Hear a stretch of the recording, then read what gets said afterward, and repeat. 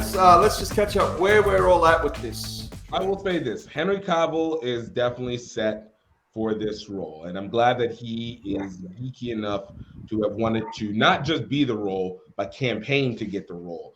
It makes up not for the losses of Superman, but he definitely was a better fit in the directors were better fit for him in this than Snyder was with Justice League. Yeah, but these roles, Superman and these iconic figures like James Bond, they can dictate the rest of your career. Like, you'll always be this, you'll always be Superman. But I think it's quickly becoming the case with Henry Cavill as he will be the Witcher.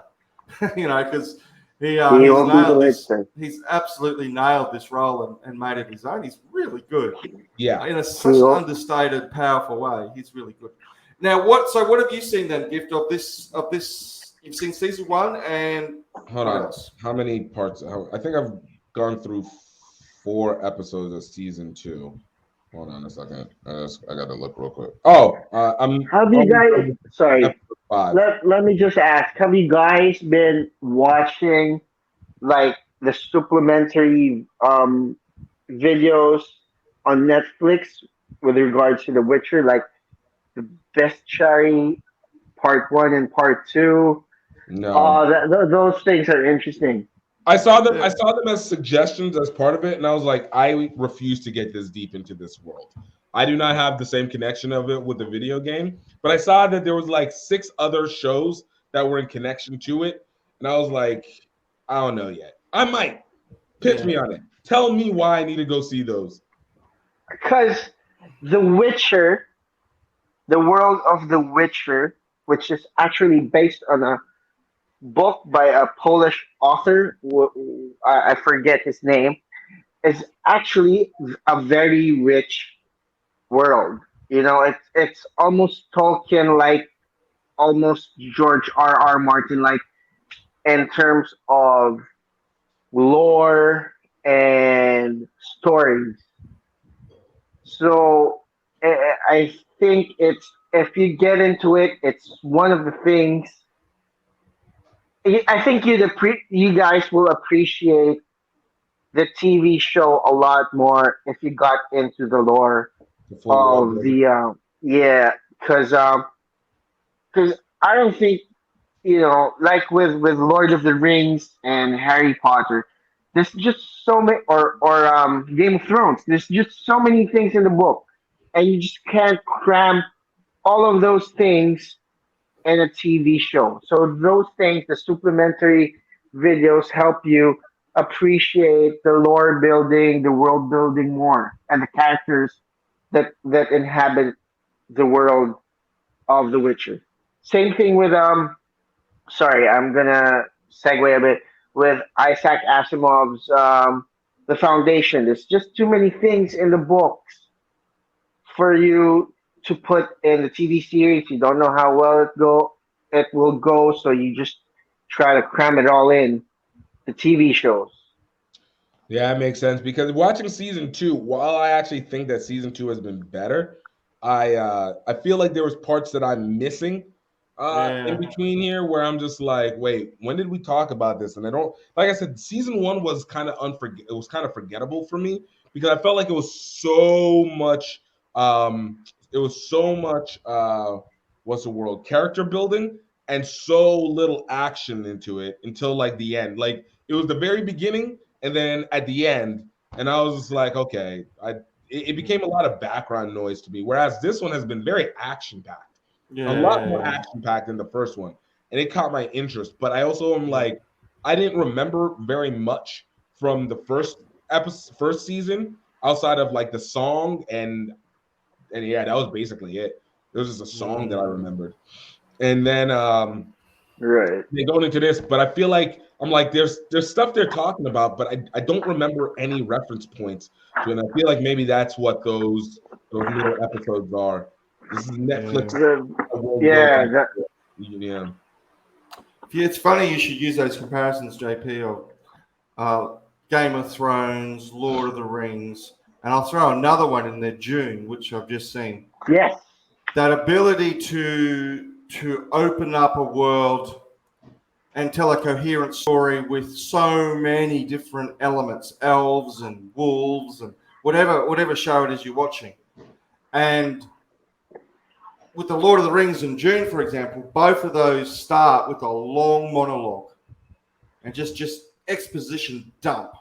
This is this house. This is this house. This is where the ring started. This is what happened, and this is where it went, and this is where it went. It's 5 minutes of nonstop. Just I think it's Kate Blanchett in Lord of the Rings, and it's Zendaya in the Dune, where they just here's everything. Right.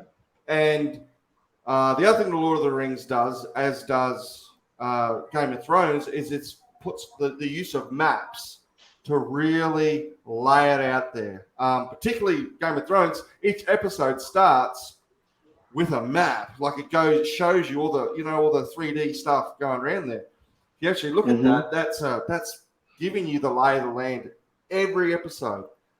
And with this Witcher, that's season 1, particularly the use of there's two feasts that take place, which are not done chronologically.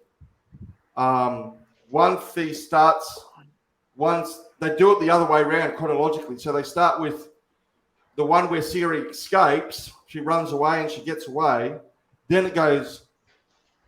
I don't know. I don't even know where the timeline actually gets to. But it's at about episode 5. It goes to a feast with a lot of the similar characters before Ciri was born. Sorry, when the Law of Surprise came in. And the Witcher gets hold of Ciri, or is in the process. And I remember sitting there just watching this going, what is going on? What is that? Who, what, where? I had to sit down with the computer and actually type out and find out what was going on. And it wasn't just me either, because there's a very talk about being meta. The bard, the guy who sings in this series? Yeah. At one point, He's having an argument with just this frivolous argument with another nameless, useless character on the show. And this character says, I really like that song, but I hated the way you changed the timeline on this, and basically described what they did in season 1, almost to a T, right? So it was really meta, and it's such an in-joke. So I was super confused with season 1. And then what's that sound? The fan. Sorry about that. And then season 2, the first 2 are, it's far easier because they don't do any of that chopping and changing chronology stuff. Maybe that's what it was that took me out. Because season 1, I struggled through it, but I was like, I'm gonna get to the end of this. But it wasn't for Cavill. Cavill was great. And the girl who plays Yennefer and Ciri. I mean, they're fantastic characters. I genuinely did not remember who Yennefer was. I started season 2 and I had no idea. I was like, I refuse to go back and watch. Yeah, I got now. So I remember Yennefer, Ciri, the blondie, and because they were looking for each other at the end, at the last episode of season 1, they're looking for each other. Yeah, and that's what they got right. So when I was watching season 2, I was looking for those 3 to see if they would connect. But again, because season 1 threw me. You probably noticed this too. A character will suddenly pop on screen, and you'll see Yennefer or Henry Cavill or someone. Just look at them, and you're thinking, "Oh, do I know that character? Yeah. What are they doing in season 1? Do I know that person? what? Oh, he's got a beard now. Wait, I kind of. Oh, right, okay. And then there's a council. And then there's a council, and you're thinking, what council is this? Is this one with all the witches in it? Is this the ones of the army that invaded? Was this the one who did this? Yeah. And I was always, even season 2, which is infinitely better than season 1, I had to race back to the computer at the end of it and just put the pieces together. Let's remind our friends to please click on the subscribe button and hit that notification bell so you know when we have new videos out. Subscribe! Die.